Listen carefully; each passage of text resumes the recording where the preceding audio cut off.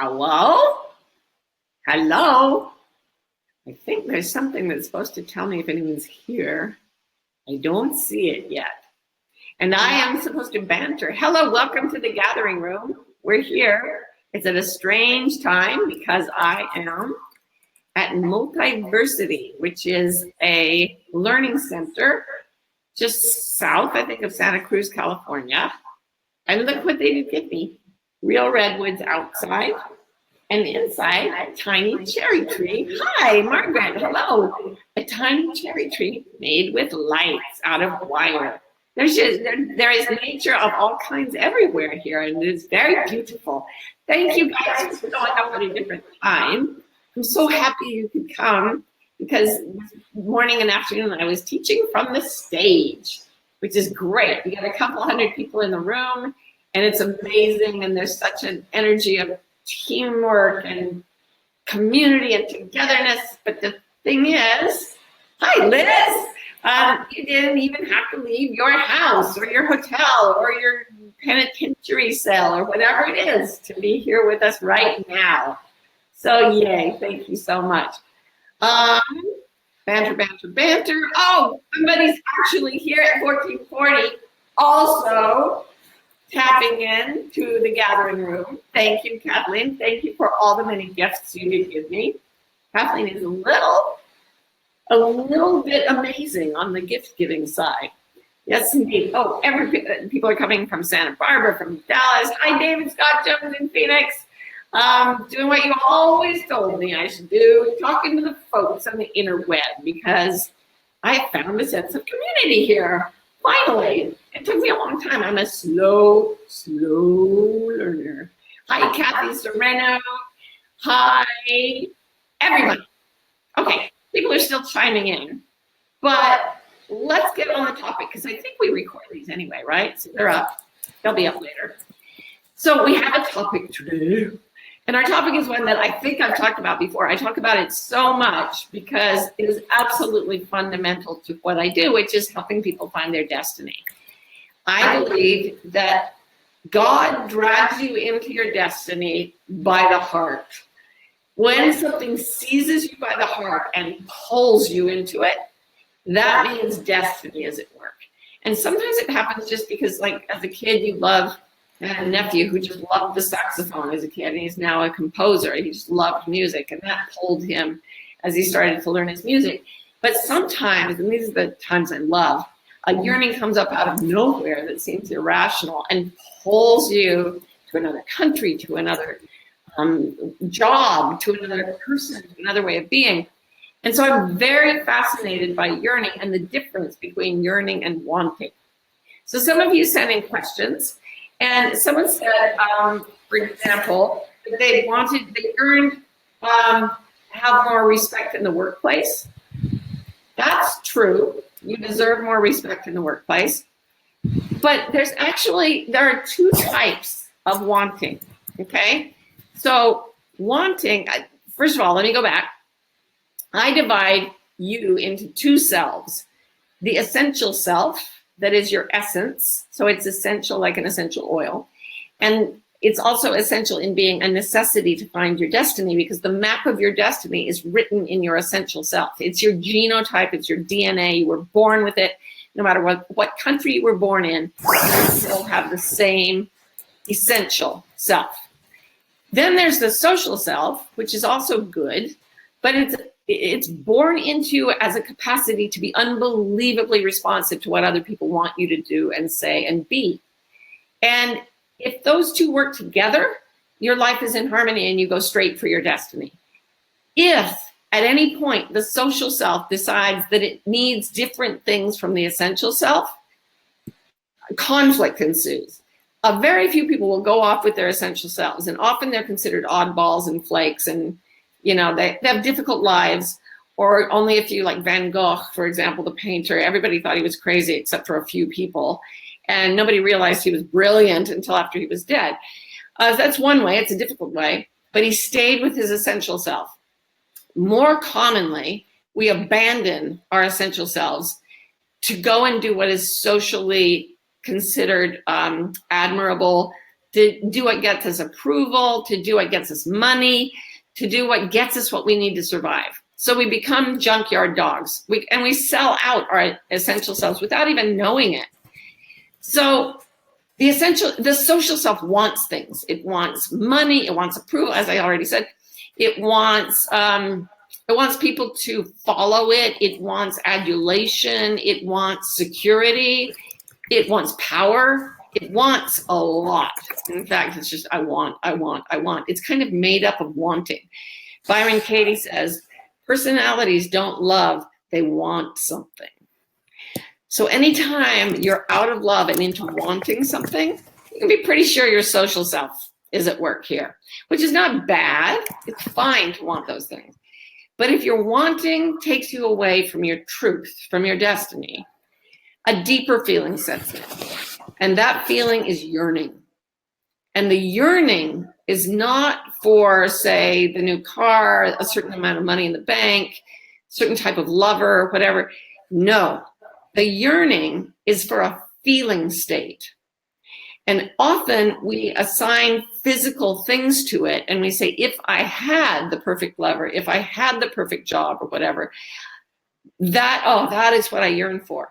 Because we think that if we got the perfect lover, the perfect house, the perfect car, the perfect job, we would then experience a deep sense of completeness and peace and wholeness and aliveness. The problem is, and I can tell you this having coached many people who are extremely successful by worldly standards, you can get all those things you want and only find the yearning bigger. In fact, one of the things I've noticed is that drug use is sort of pervasive across the whole spectrum of people who are separated from their essential selves. When you're separate from your destiny, the ache of that yearning is very strong. You never feel satisfied. So a lot of people, if they have a substance that makes them feel better, from alcohol to sugar to hard drugs, they'll go that way. And one of the reasons you so often see that popular, famous, rich people are going into rehab is that they've pushed themselves so far in the direction of their social selves that their essential selves have been left very far behind, and the yearning is intense. And they also have the money to buy more drugs. So you get really extreme cases. Just the people you'd think would feel completely serene and whole. Like if I had that person's life, I would be dancing. It would be perfect. Those are the very people whose yearning is most intense and who have to stop it by trying to numb themselves with substances. And I've seen people, it's not necessarily so, but I've just really seen that over and over, that when you get great success, great wealth, whatever, and yearnings are not satisfied, you get extreme levels of dysfunction. So my question to people when they would come to me one-on-one is, what do you want? They'd tell me, and then I'd say, what do you yearn for? We've talked about it before in the gathering room. And it got so much attention and so many questions, I thought I'd just address it directly. So God is dragging you through life by the heart. The sensation associated with that is yearning. And if we talk about how to go about satisfying your yearning, that is actually the spiritual journey. So yes, Desiree says, the yearning is to be truly, deeply acknowledged, understood, and still loved and accepted. Yes. And that will send you on the hero's journey. So our typical response is to say, I want something good to happen for me. I want something to come fill this yearning. There are times I remember when I just think, please, could something good just happen? Like life seemed so hard and everything was going wrong. And this is what I've learned. A friend of mine was thinking that and talking about it a couple of weeks ago. And I said, watch what's going to happen now.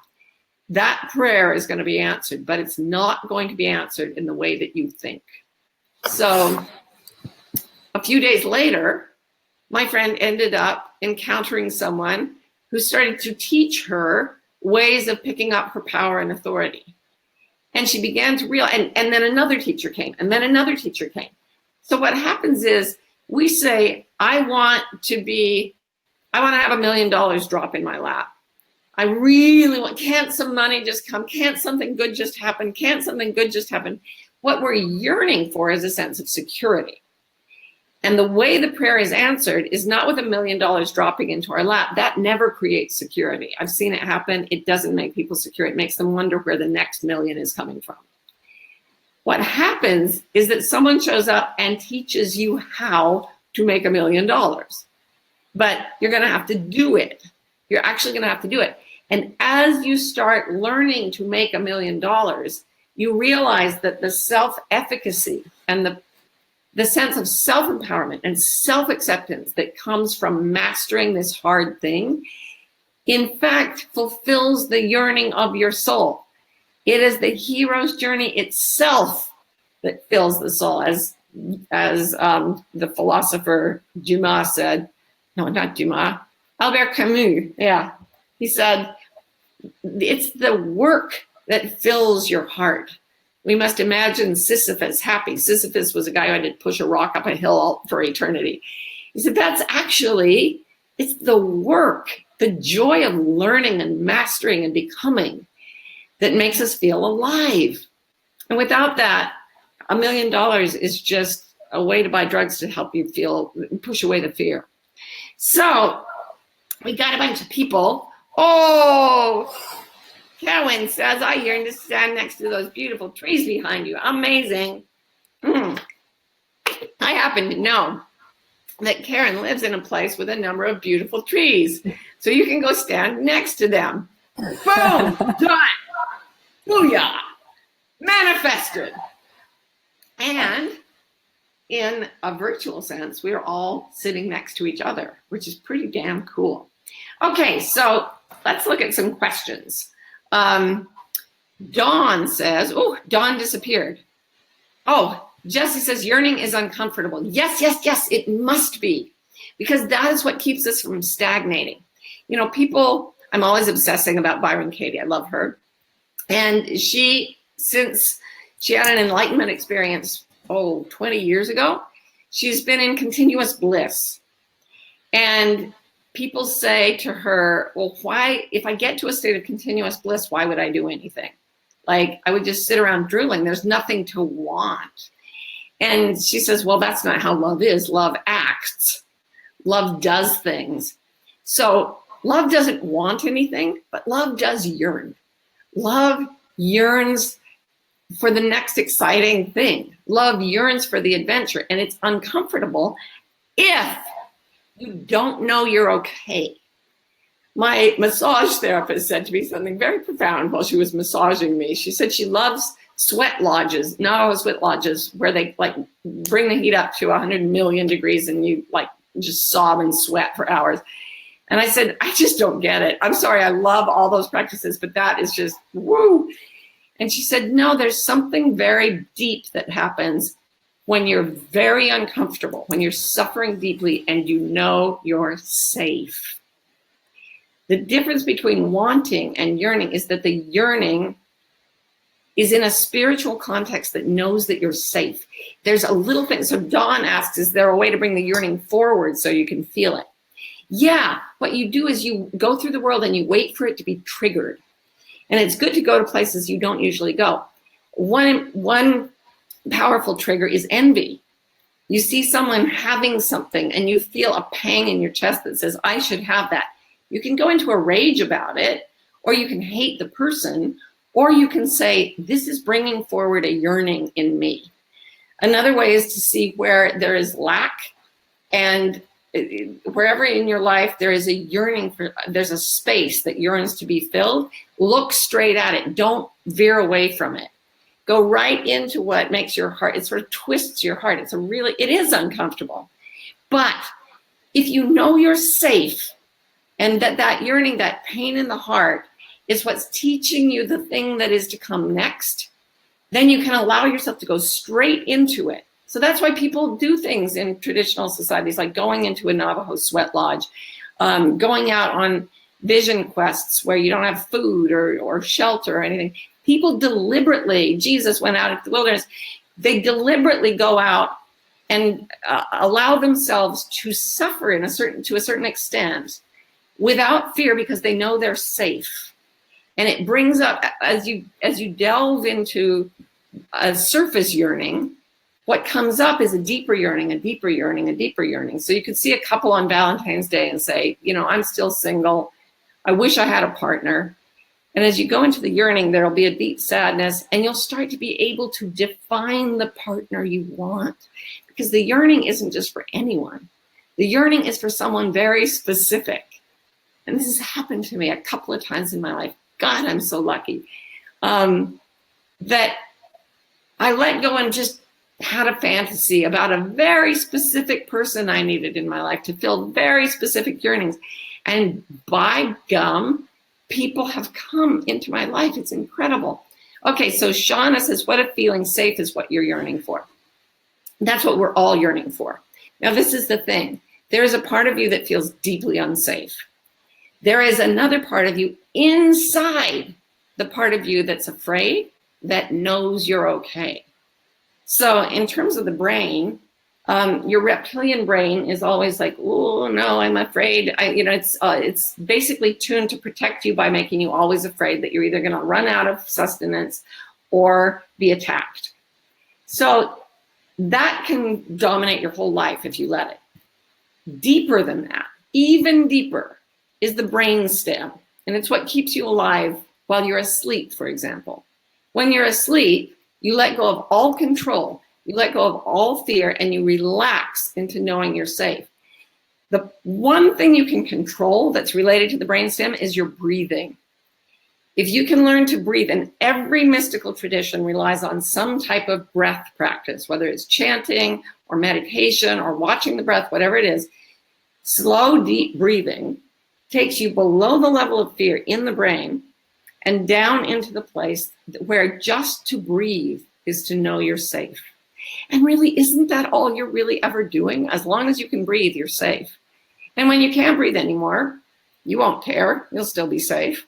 So going into deep breath and knowing you're okay in this moment. And then the other thing you can always rely on, one is breath, and the other is this moment now. Wherever you are right now, this situation right here, right now.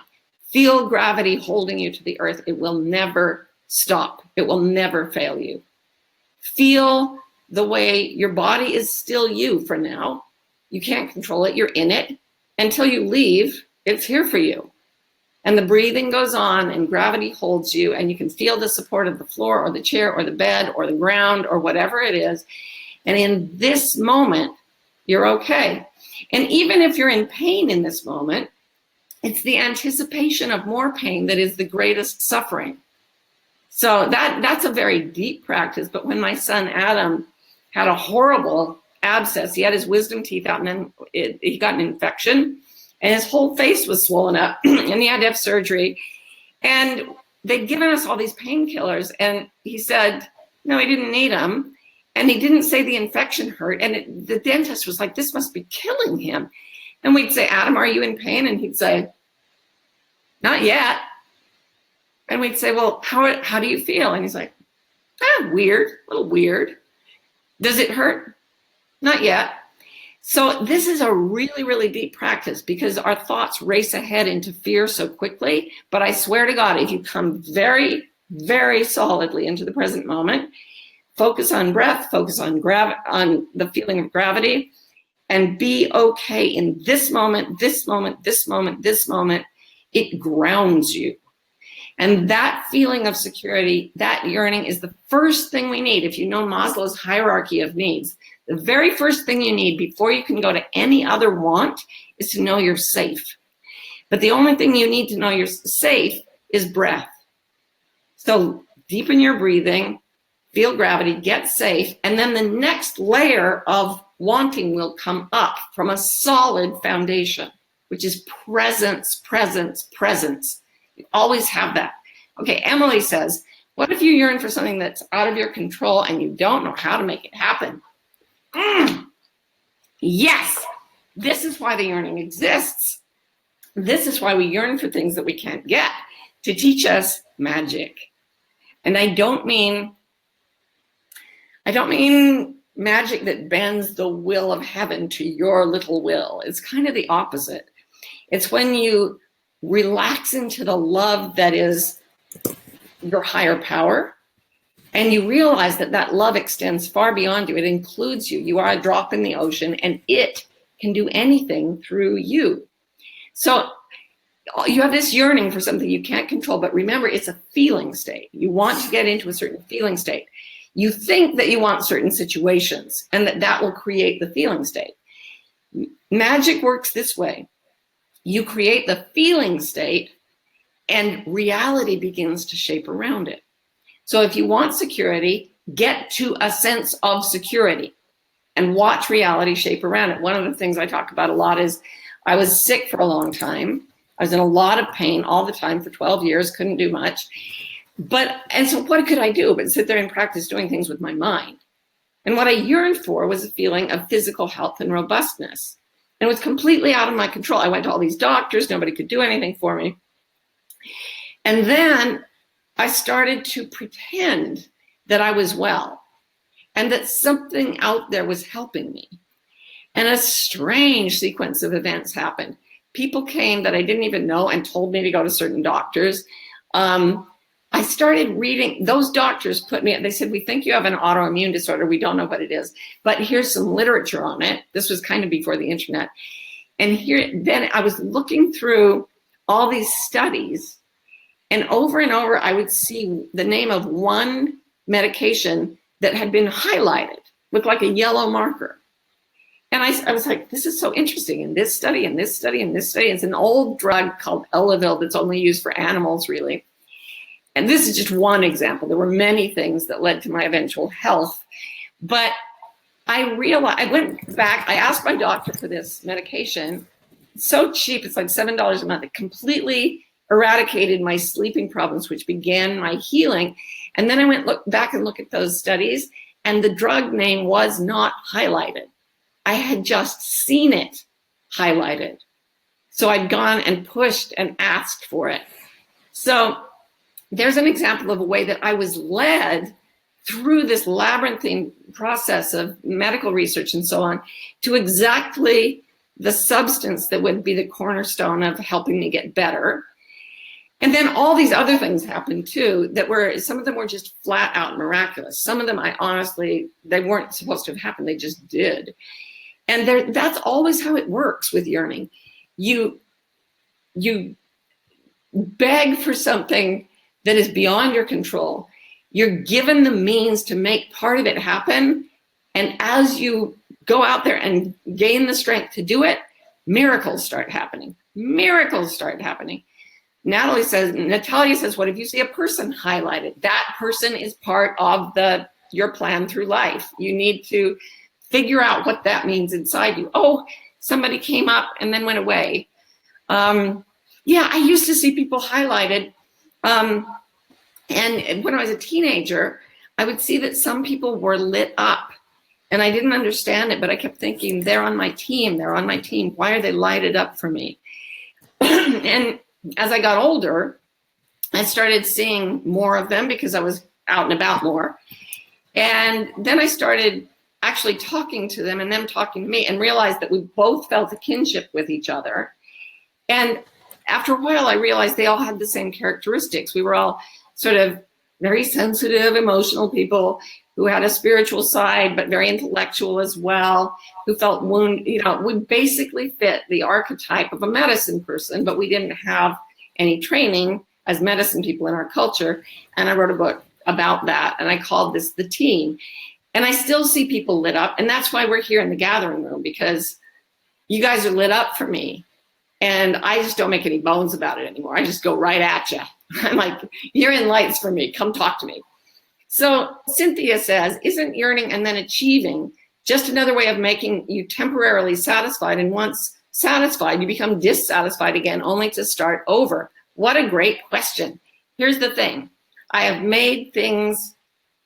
gotten things that I wanted, and exactly what you say started up again, right?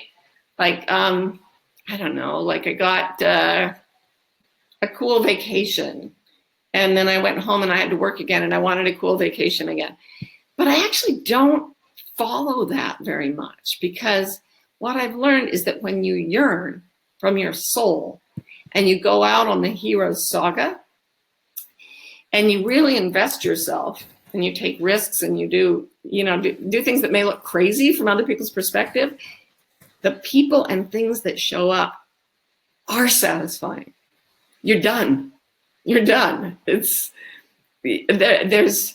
oh, this is the right place. That is the right person for this. It's not as though your life is going to stagnate and you're never going to do anything again. There's always another adventure to have. There's always another puzzle to crack.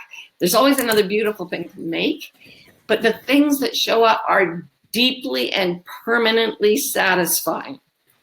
That's why Byron Katie, she likes to do things. She does things that she wants to do, but she never feels dissatisfied because she just brings in the things that are deeply satisfying to her soul because she's in complete integrity.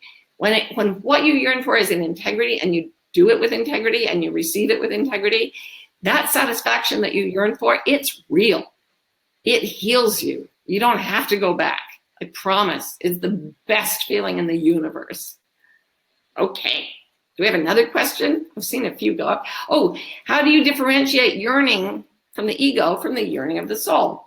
I think it is that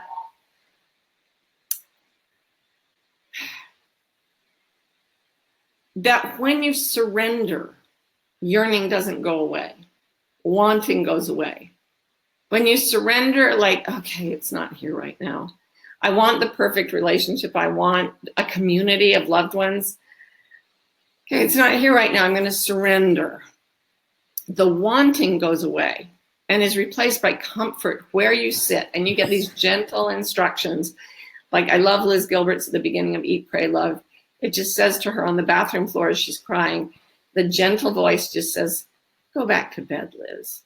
So that's how it takes care of our wants in simple, gentle, often physical actions. It just wraps a warm blanket around you and says, have a cup of tea. But the yearning will still be there, except if you know you're safe, if you understand, okay, the wanting, no matter how deeply I surrender, I feel yearning. I said this in another gathering room. Yearning is loving something before you believe it's real. So if it doesn't go away, the problem may be that you just don't believe it's real. Because if you start believing that it's real, yearning turns into pure anticipation. It's almost a knowledge. In fact, it is a knowledge at some point. This is happening. It just is. There's a sense of knowing that something's meant to happen that comes out of yearning when you know that you're safe, that you're being held, that you're being led. And at that point, you relax. So you're in deep trust. You're in a surrendered state. The yearning is still present, but now it's showing up as anticipation, and it's pure joy. The way you anticipate a meal you know you're going to get, a delicious meal when you're really hungry. So when you surrender, wanting goes away and yearning becomes anticipation and knowing. Beautiful. Okay, Rachel says, I've been hearing a lot about heart intelligence lately, and it makes me think of your body consciousness and shackles on, shackles off methods. How do you feel the heart plays into our decision-making processes? Oh, yes. The heart actually has a neuron cluster that's almost as much as complicated as the brain of a cat. And cats can be quite complicated. And the heart sends more signals to the brain than the brain sends to the heart. And the magnitude of the electromagnetic waves coming from the heart is several thousand times greater than those coming from the brain. So in traditional societies, they don't say they think with their heads. They think with everything. And as you go forward in your yearning, actually it feels, I said God drags you through life by the heart. To me, it actually feels like being pulled literally from the chest. And there's a warmth that comes from the chest into the head that says, go back to bed, sweetheart. It's okay. It's a wiser brain. It has been evolving longer. The neurocortex has not been evolving very long. It's like a buggy computer program that was rushed to market. But the heart has deep, deep wisdom, and you actually feel it in your chest.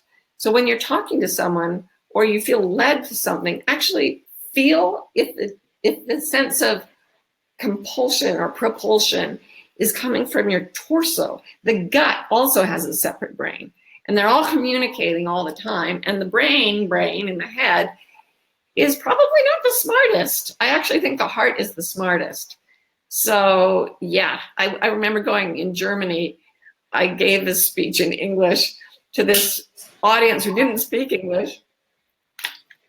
I drew cartoons on transparencies while I talked, and a woman came up and said to me in German, which I could not repeat to you, "I didn't understand the thing you said with my head, but my heart understood every word."